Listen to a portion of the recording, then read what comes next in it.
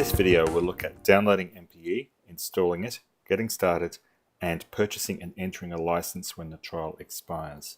First of all, downloading.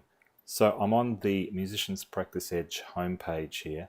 There's two ways I can get to the download.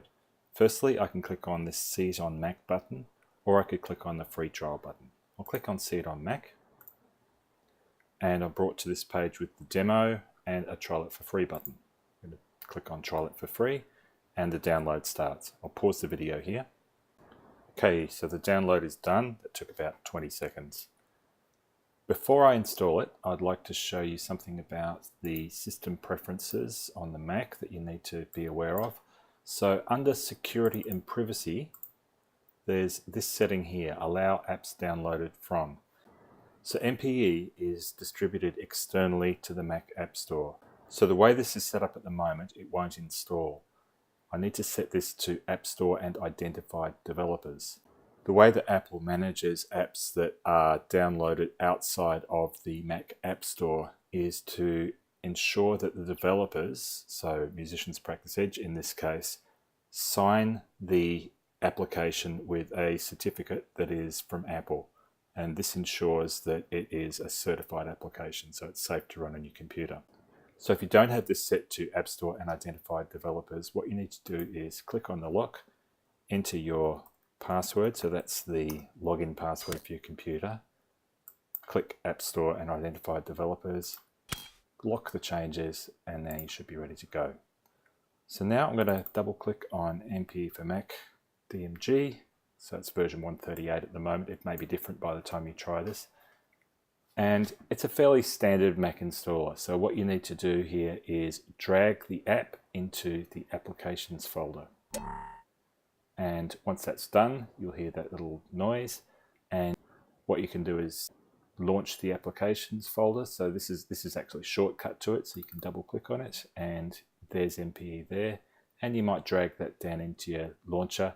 The other way you could start it is in Spotlight. Just like any other app, you could type MPE and run it that way. But I'll drag this one down into my launcher and double click it. So this is the standard message you get when you first open a downloaded app. Just click on Open and MPE should start. Okay, so 3 things to do before we get started. We need to enter the license details and decide whether to join the customer experience program. So one at a time. First of all, review the end user license agreement. So click on this link. It will bring up the license agreement. Read that at your leisure. Click OK. And now you can click on that. And that's saying I have read and accept the terms and conditions. And now you're free to enter the user details. So this allows us to quickly contact you if there's a problem with MPE. It'll automatically raise a bug report with your details so we can get back in touch with you. It's optional, but filling them in allows us to service you better. So I'll just put mine in, John Cook, and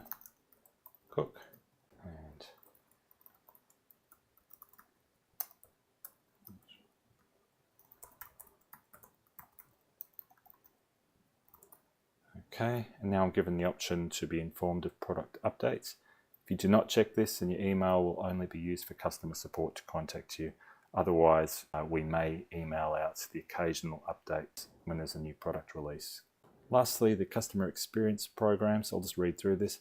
Why not join a customer experience program and receive 10% off future purchases?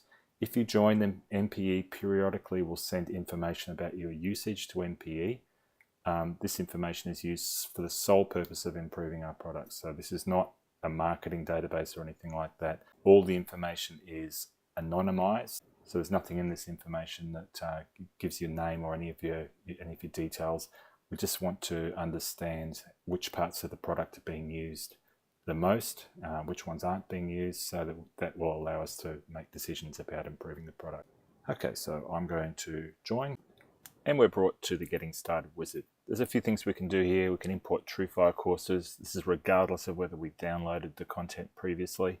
We can import TrueFire legacy courses that you've downloaded previously.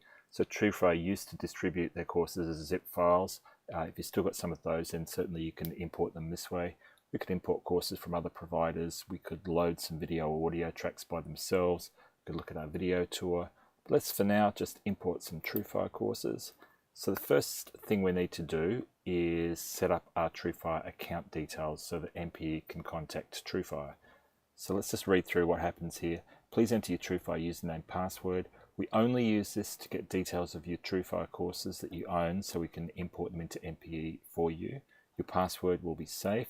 It's only ever sent to TrueFire, and it's sent securely to TrueFire, and it is stored securely on your computer. So enter my username, password, and I press validate. The tick means I've got the username password right for my TrueFire details, so I can go on. Okay, this step is just information, but it's worth reading through. So let's do that. Okay, next we'll take you to the import screen. So that's what's going to happen in the step after this. You'll probably want to accept all of the defaults and press import. This will import a single TrueFire course, which is a good way to get started. Later you can import all your courses in a single operation. If you're worried about space on your computer, MPE works in the same way as the TrueFire app, and it shares the same downloads as the TrueFire app. When you first play a lesson, it will download it. If you've previously downloaded it, either in the TrueFire app or an MPE, it won't download it again. You can continue to manage your storage using the TrueFire app. So options in the TrueFire app gets you to storage management. All the courses you import will be there in MPE next time you run MPE, so you'll only ever need to import again when you buy a new TrueFire course.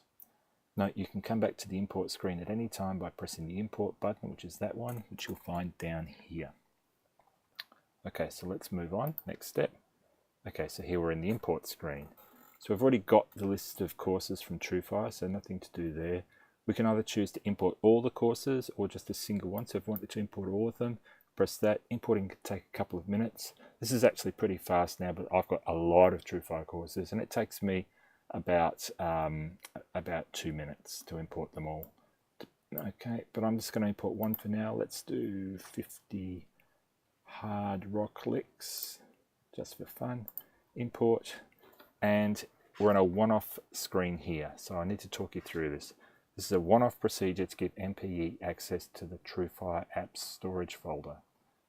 Please grant MPE permission to access TrueFire apps storage folder. This is a one-off procedure, you won't need to do it again. Why? It means that any videos, jams, etc. that the TrueFire app has stored previously are available to MPE and vice versa. How? Well, first we press this button, and I won't read through the rest of this, I'm just going to show you.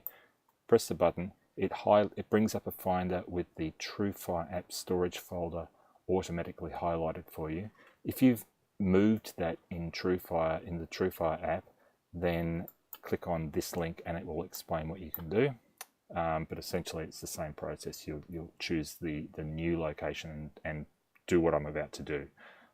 So I'm just going to drag this onto the icon, the MPE icon in the dock, and as soon as the word MPE appears over the icon, I'm going to let the mouse go.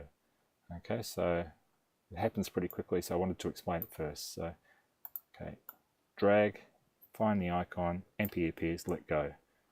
Okay, it's now going to think for a little bit, which starts the import, and the import's complete. So that step that we just did, granting permission to the TrueFire app storage folder, is now done. Every time you run MPE from now on, you won't need to do that. It's now set up for you for good. Okay, so what's this saying? The import's completed. Oh, an accelerator was found. Basically, this means this course has been pre-set up for us. It's got preset sections, tempos, time signatures, keys. Even the charts have been set up so that they're nicely displayed, zoomed in properly and scrolled properly. So let's click on OK, and I'll just close that, and the course starts playing. Okay, we're just going to look at what happens when the free trial expires. So the first time you try to start MPE after the trial has expired, you'll see this message. So what you need to do if you want to keep using the product is click on Buy License. And you'll be taken to the store in FastSpring. You can click on Order Now. Enter all the details, so it's a fairly standard order form. When you've entered your details, you'll be given a code in your browser, and you'll also be emailed this code. So what you need to do is now click on enter activation number, copy paste that code in, and you'll be up and running again.